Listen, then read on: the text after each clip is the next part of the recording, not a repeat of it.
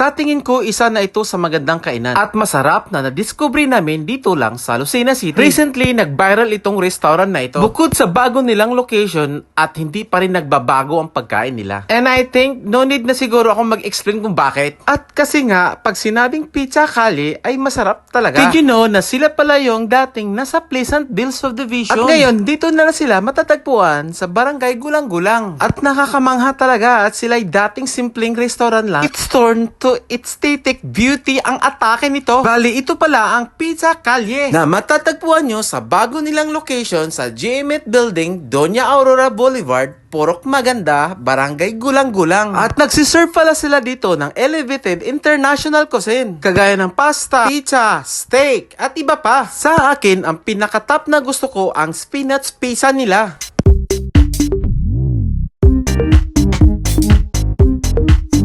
Kaya, huwag nang patumpik-tumpik pa. Tara na!